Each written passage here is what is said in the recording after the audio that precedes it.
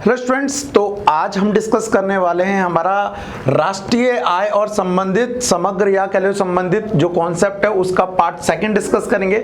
इसके अंदर हम क्या डिस्कस करने वाले हैं, सबसे पहले हम पढ़ेंगे और समझने की कोशिश करेंगे कि घरेलू सीमा क्या होती है। देखिए, जब आप किसी भी देश की राष्ट्रीय आय निकालेंगे या किसी भी देश की घरेलू आय निकालेंगे तो सबसे पहले तो ये पता होना चाहिए कि वो घरेलू क्षेत्र कितना है। तो इसलिए घरेलू सीमा आपको पता होना चाहिए, वो हम समझेंगे आज। उसके बाद दूसरी चीज चलेंगे कि घरेलू सीमा के बाद निकालने की कोशिश करेंगे कि घरेलू आय क्या होती है। और जब घरेलू आय समझ आ जाएगी, आपको घरेलू सीमा समझ आ जाएगी, उसके बाद कुछ इंपॉर्टेंट टर्म समझेंगे जैसे कि एनएनपीएफसी क्या होता है और एनडीपीएफसी क्या होता है। पहले आपकी जानकारी के लिए बता दूं, एनएनपीएफसी को ही राष्ट्रीय आय बोला जाता है और एनडीपीएफसी को राष्ट्रीय आय के बजाय घरेलू आय बोला जाता है। इस वाले को घरेलू आय, इस वाले को राष्ट्रीय आय, लेकिन तब भी डिटेल में हम इस क्लास में आज डिस्कस करने वाले हैं। तो चलिए शुरू करते हैं। मेरा नाम है रवि कश्यप और आप देख रहे हैं इकोनॉमिक्स की 95+ सीरीज।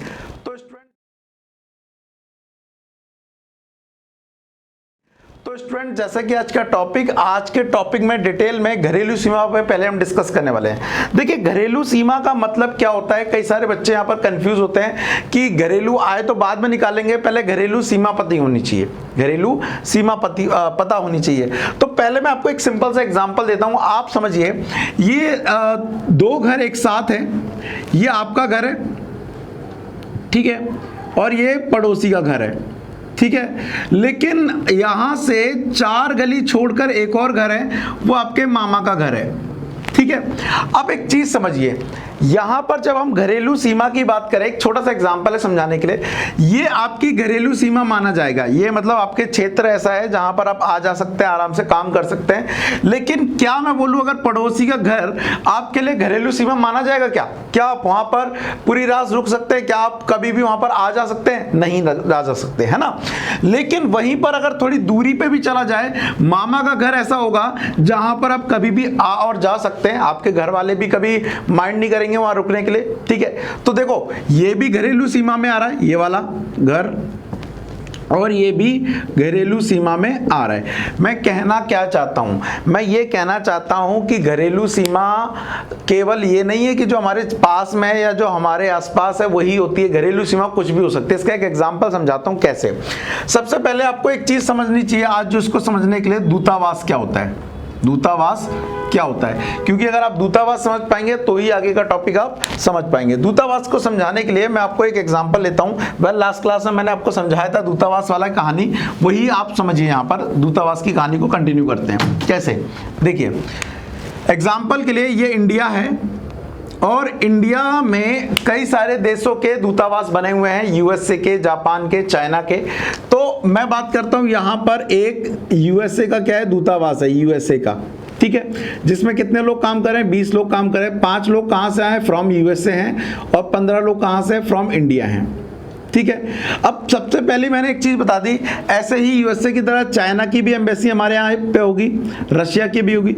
ये जो एम्बेसी है, ये जो दूतावास है, ये हमारी घरेलू सीमा में नहीं माना जाता है। सबसे पहली बात, ये हमारी घरेलू सीमा में नहीं माना जाता है। इसका मतलब ये हुआ कि अगर विदेश में, मान लेते हैं यूएसए ले लेते हैं, भारत की कोई एम्बेसी है वहां पर, बोले तो इंडिया की क्या है, दूतावास है, तो वो भारत की क्या माना जाएगा, घरेलू सीमा माना जाएगा। बड़ी कंफ्यूजन वाली बात है, लेकिन समझना जरूरी है कि जो दूतावास होता है वो जिस देश का होता है उस देश की घरेलू सीमा में माना जाता है, ठीक है। इसके अलावा जिस देश में बिलोंग कर रहा है उससे इसका लेना देना नहीं होता। और ध्यान रखना, अभी हम किस चीज के लिए समझ रहे हैं इसको हम समझ रहे हैं केवल घरेलू सीमा और घरेलू आय के लिए। एक चीज दिमाग में डाल लेना, जब मैं बोल रहा हूं कि ये उसकी घरेलू सीमा है या उसकी घरेलू आय कहलाएगी, तो ये केवल राष्ट्रीय आय की कैलकुलेशन के लिए है। इसका मतलब ये नहीं है कि आप वहां पे गन लेके पहुंच जाएंगे और कहेंगे यहां तो हम अपना प्लॉट खड़ा करेंगे। नहीं जी, वो सरकार ने आपको ऑथराइज किया है कि यहां पर रहकर आप काम कर सकते हैं और यहां पर अपने बिजनेस संभाल सकते हैं, यहां पर आपने जो लोग रह रहे हैं उस देश में उनकी बात सुन सकते हैं। तो इसलिए उन्होंने वो जगह आपको दी है। इसका मतलब ये नहीं कि यूएसए में जगह दे दी तो वो हमारी घरेलू सीमा कैलकुलेशन के हिसाब से तो मानी जा रही है, राष्ट्रीय आय के हिसाब से, लेकिन आप उसको वहां पर अलग ही तंबू गाड़ देंगे। समझ रहे हो, केवल कैलकुलेशन के लिए लिया जा रहा है राष्ट्रीय आय की, ठीक है। तो अब आपको एक चीज समझ आ गई कि इंडिया ही केवल घरेलू सीमा नहीं होती, इंडिया के बाहर जो जगह है वो भी हमारी घरेलू सीमा हो सकती है। इसका मतलब पाकिस्तान के अंदर अगर हमारा कोई दूतावास है तो भारत की घरेलू सीमा कहलाएगा। क्लियर है। अब आपको ये क्लियर होना चाहिए कि घरेलू सीमा में क्या क्या आता है और क्या क्या नहीं आता। उसको मैं एक बार रीड कर देता हूं, आप स्क्रीन पे देखिएगा। सबसे पहले घरेलू सीमा के अंदर मीनिंग क्या होता है वो समझ लेते हैं। देखो क्या बोल रहा है, अगर मैं घरेलू सीमा की डेफिनेशन बोलूं तो भारत की घरेलू सीमा वह सीमा है जो एक सरकार द्वारा निर्धारित की गई भौतिक सीमा को कहते हैं, जिसके अंदर व्यक्ति, वस्तुएं तथा पूंजी संयुक्त रूप से परिचालित होती है, जहां पर आराम से सामान आया और जाया जा सकता है। ठीक है, पहली चीज ये समझिए। दूसरी चीज, विदेशों में स्थित दूतावास को घरेलू सीमा में शामिल किया जाता है। मैंने क्या बोला, विदेशों में स्थित, जैसे यूएसए का एग्जाम्पल लिया, यूएसए में भारत की क्या है, दूतावास है, तो वो हमारी किसकी सीमा कहलाएगी, घरेलू सीमा कहलाएगी। दूसरी चीज, अंतरराष्ट्रीय संगठनों को घरेलू सीमा में शामिल नहीं किया जाता। अंतरराष्ट्रीय संगठन का मतलब क्या है, यहां पर मेरा कहने का मतलब, मान लेते हैं एग्जांपल के लिए, जब इंडिया के अंदर कोई WHO वर्ल्ड हेल्थ ऑर्गेनाइजेशन का कोई ऑफिस खुलेगा तो इस ऑफिस को भारत की घरेलू सीमा के अंदर नहीं माना जाएगा, याद रखिएगा। ऐसे ही UN हो गया या इंटरनेशनल मॉनेटरी फंड हो गया, IMF हो गया, तो उनको घरेलू सीमा में नहीं लिया जाता, याद रखिएगा। नेक्स्ट, देश के निवासियों द्वारा विश्व में चलाए जाने वाले वायुयान, जलयान, मछली पकड़ने वाली नौकाएं आदि को घरेलू सीमा में शामिल किया जाता है। ये बहुत इंटरेस्टिंग है। क्या, मान लेते हैं आप तो इंडियन है, आपने क्या करा, एक प्लेन लिया, आप इंडियन है और आपने प्लेन लिया और उड़ाते उड़ाते उड़ाते उड़ाते उड़ाते उड़ाते कहां पहुंच गए, मान लेते हैं एग्जांपल के लिए पाकिस्तान में पहुंच गए, पाकिस्तान में उतारा। अब ध्यान रखना है, क्योंकि वो आप इंडियन है, आप उसे ऑपरेट कर रहे हैं, तो वो जो प्लेन है वो घरेलू सीमा माना जाएगा, भले ही वो खड़ा कहां पे है, पाकिस्तान में खड़ा है। तो जैसे ही आपने प्लेन के नीचे पैर रखा आप पाकिस्तान में, जैसे आपने प्लेन के ऊपर पैर रखा आप भारत में। कहना क्या चाह रहा हूं, कोई भी जलयान हुआ, कोई भी वायुयान हुआ, कोई भी मछली पकड़ने वाली नौका हो गई, अगर वो कहीं पर भी काम कर रही हो, कहीं पर भी काम कर रही हो, राष्ट्रीय आय निकालने के उद्देश्य से वो हमेशा देश की घरेलू सीमा में माना जाएगा, अगर उसको कोई हमारे देश का एक घरेलू व्यक्ति बोले तो सामान्य निवासी ऑपरेट कर रहा है तो। समझ रहे हो, इसका मतलब अगर आप पानी वाला जहाज कहां लेके चले गए, यूएसए के बॉर्डर में लेके चले गए, अपना पानी वाला जहाज यूएसए के बॉर्डर में लेके चले गए, कोई दिक्कत नहीं है, लेकिन घरेलू सीमा और घरेलू आय के पर्पज से वो घरेलू सीमा के अंदर ही माना जाएगा। बड़ी इंटरेस्टिंग बात है ना, लेकिन लड़ाई के लिए नहीं, केवल किस चीज के लिए, घरेलू आय निकालने के लिए इसको माना जाएगा। ठीक है, तो ये भी चीज आपको समझ आ गई। अब घरेलू सीमा के बाद अगली चीज आती है घरेलू आय। देखो, अब घरेलू सीमा में जितनी भी आय उत्पन्न हो रही है, जितनी भी आय जनरेट हो रही है, उन सभी की आय को जोड़ दिया जाएगा तो उसे क्या बोलेंगे, हम देश की घरेलू आय बोलेंगे। अब एक चीज समझना जरा ध्यान से, देखो कंफ्यूजन वाली बात है।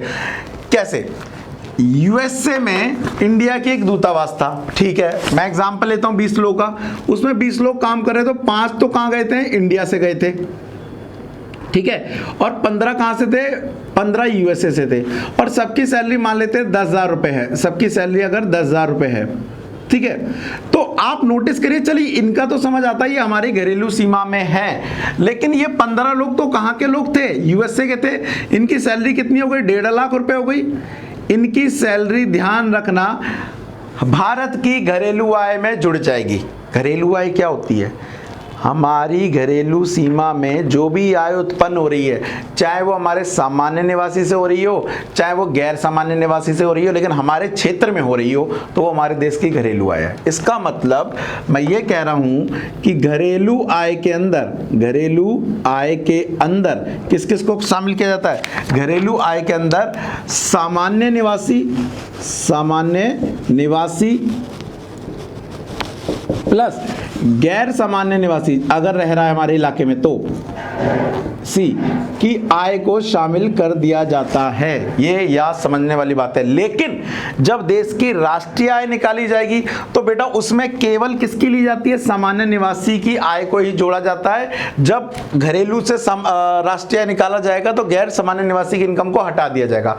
इसका मतलब अभी हम जो निकाल रहे हैं ना, वो केवल अपने क्षेत्र में कितना उत्पादन हो रहा है, घरेलू सीमा में कितना उत्पादन हो रहा है, केवल ये कैलकुलेट कर रहे हैं। समझ आ रहा है आपको?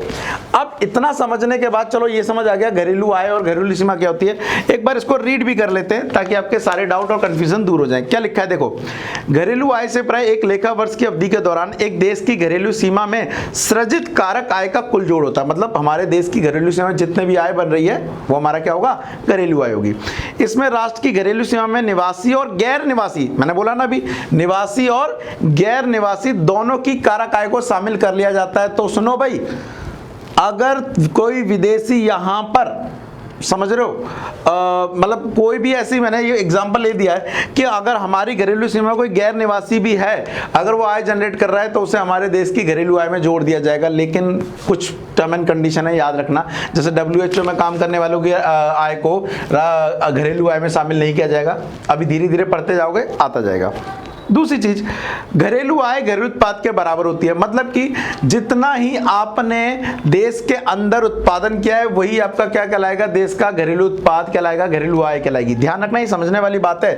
आज शायद आपको बहुत मोटी बात समझाऊंगा। घरेलू उत्पाद का मतलब होता है GDP। GDP का मतलब होता है कि आप अपनी सीमा में कितना उत्पादन कर रहे हैं। आपको पता है Xiaomi या Redmi जो कंपनी है वो चाइना की है, लेकिन भारत की जो सरकार है वो उससे कहती है कि उत्पादन करना है इंडिया में, चाइना के फोन बेचने हैं, Redmi बेचना है, बेचो, लेकिन कहां बनाओ, इंडिया में बनाओ, इंडिया की घरेलू सीमा में बनाओ। क्योंकि जब वो इंडिया की घरेलू सीमा में बनाई जाएगी तो वो राष्ट्रीय आय में किसके काउंट होगी, राष्ट्रीय बोले तो GDP में किसके काउंट होगी, घरेलू आय, राष्ट्रीय नहीं बोलेंगे, घरेलू आय में किसके काउंट होगी, भारत के, क्योंकि वो भारत की सीमा के अंदर बनी है।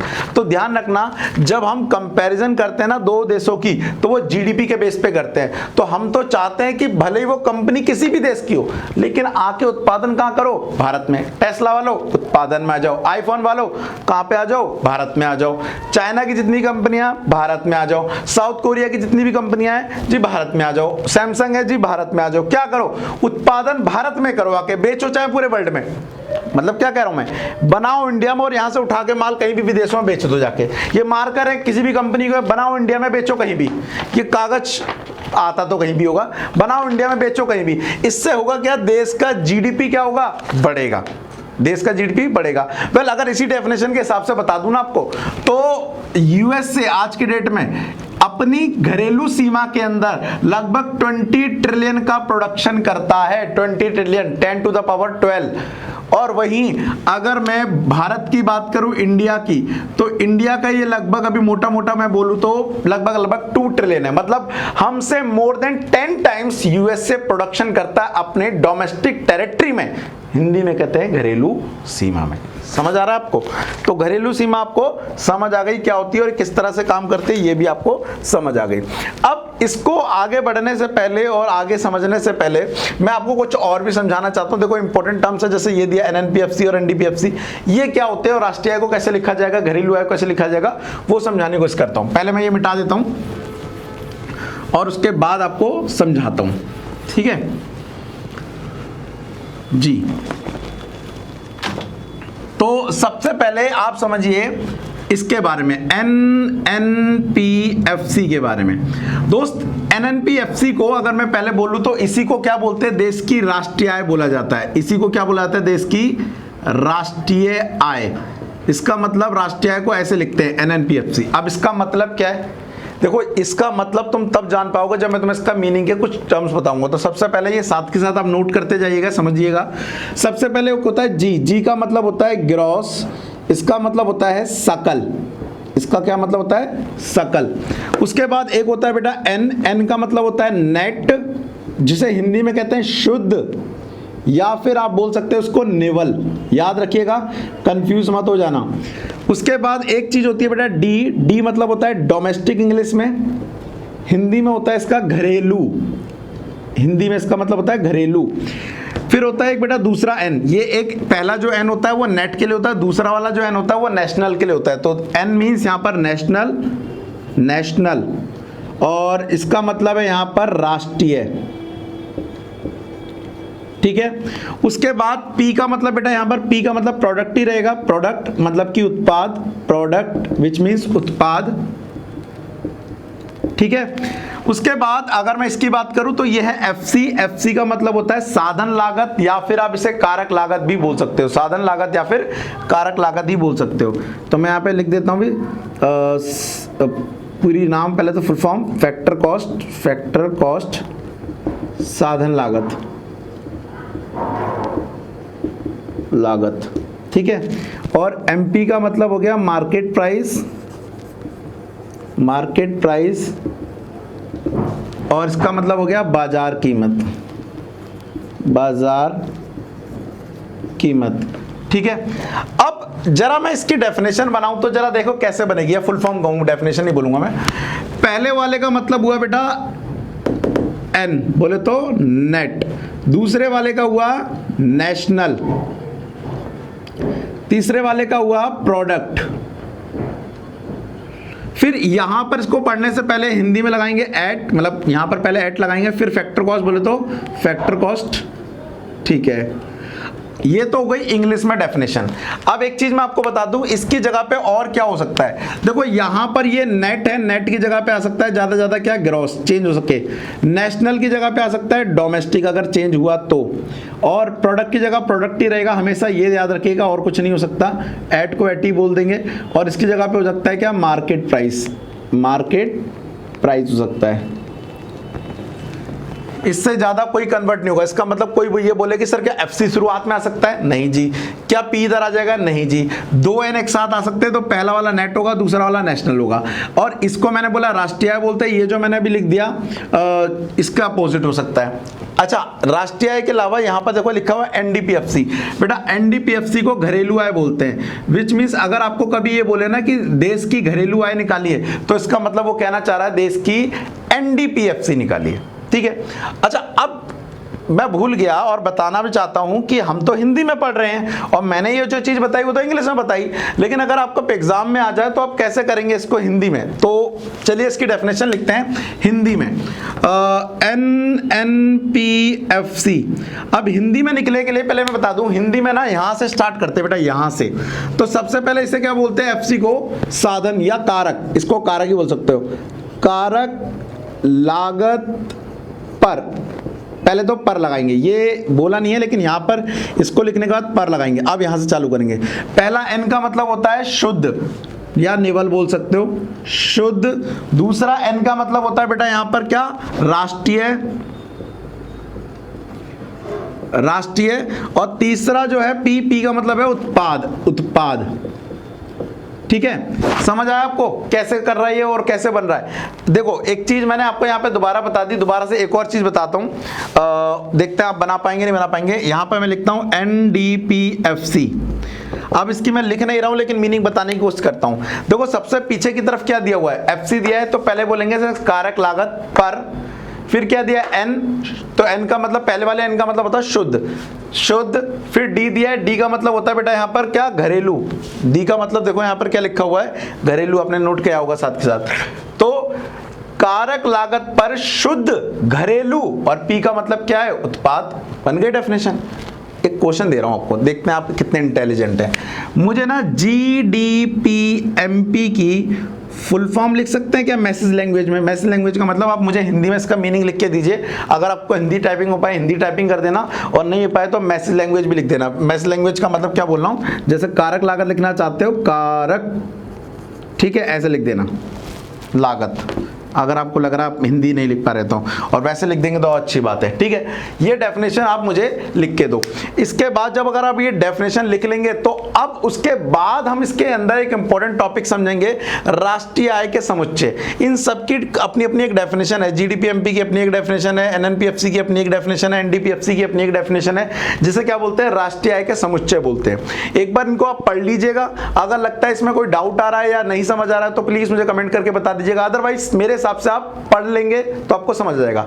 इसके बाद ये था पार्ट 2। पार्ट 2 के बाद आएगा पार्ट 3, जिसके अंदर मैं आपको फॉर्मूला मेकिंग बताऊंगा कि फॉर्मूला कैसे बनते हैं। और वो क्लास मैं कहना चाहता हूं राष्ट्रीय आय की सबसे इंपॉर्टेंट क्लास है। अगर आप राष्ट्रीय आय सीखना चाहते हैं तो वो क्लास तो आप गलती से ही मिस मत कर देना, क्योंकि उसी क्लास के बेस पे जो अगला चैप्टर है जिसमें आय विधि, व्यय विधि, उत्पाद विधि आएगी, उससे आप न्यूमेरिकल कर पाएंगे। तो होपफुली आपको आज का टॉपिक समझ आया होगा। वेल, अगर समझ आए तो फटाफट इस वीडियो को क्या कर दो, लाइक कर दो, और अपने दोस्तों के साथ क्या कर दो, शेयर कर दो। मैं मिलता हूं आपसे नेक्स्ट वीडियो में, तब तक के लिए thank you, tata and bye bye.